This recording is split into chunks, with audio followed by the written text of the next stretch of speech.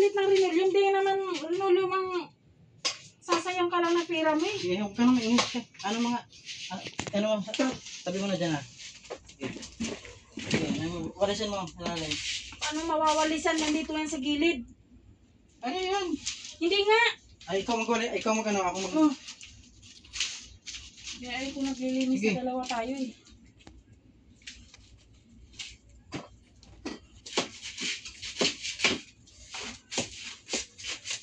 Yung pipilitan ng self mo eh. Hindi nga pwede ka iwan yan dyan. Ilang buwan na naman malinis yan bago ano. Dapat di mo nilagay din yung mga unan. Lalagay ng unan dyan. Ito mo.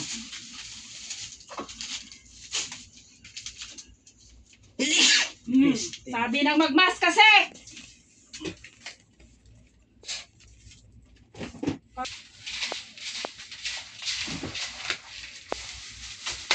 Asya ba yung plastic na yan? Okay, glass na to. Sarado na natin.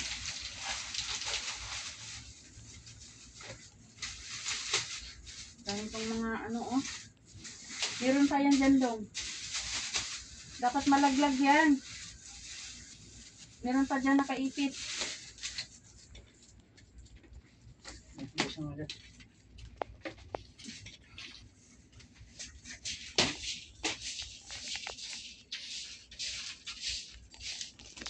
Bigyan naman tutukan mo dyan anak siya.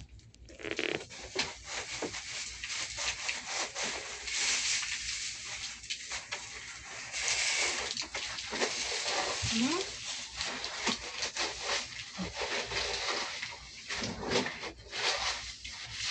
Boom. Ayan, dala ng mga alaga. Ito kasi ng ano dito doon.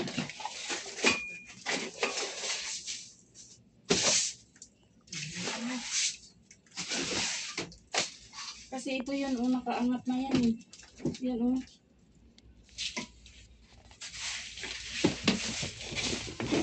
Kita mo sa basura oh.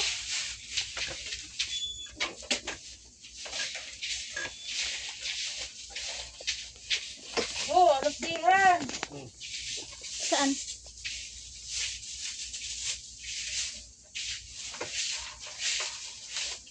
Kita mo kay basura. Sabihin lang nun, paano magagawa yan kung nandyan kayo, umalis muna kayo.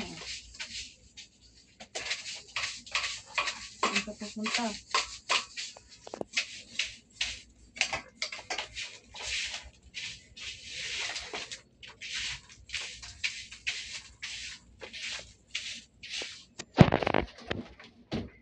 Dapat kasi ma-close to oh.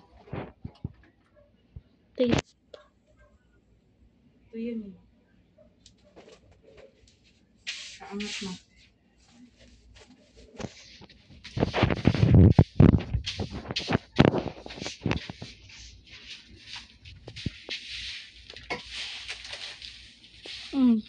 Wala, ang sabon.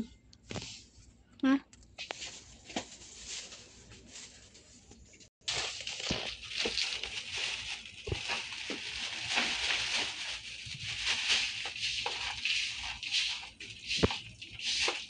Kaya ako ayok magpalit ng rinolin. Palit ka pang rinolin. Bahayan lang yan lalo ng mga langgam sa ilalim.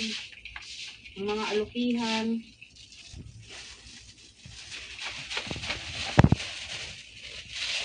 Sayang-sayang nga ako na pera. Bili-bili.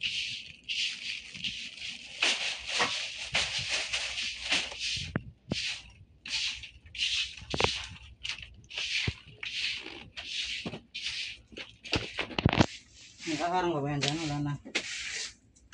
Wala na, malinis yun. Kaya nga tinanggal ko yung mga ano sa ilalim. Abulot eh.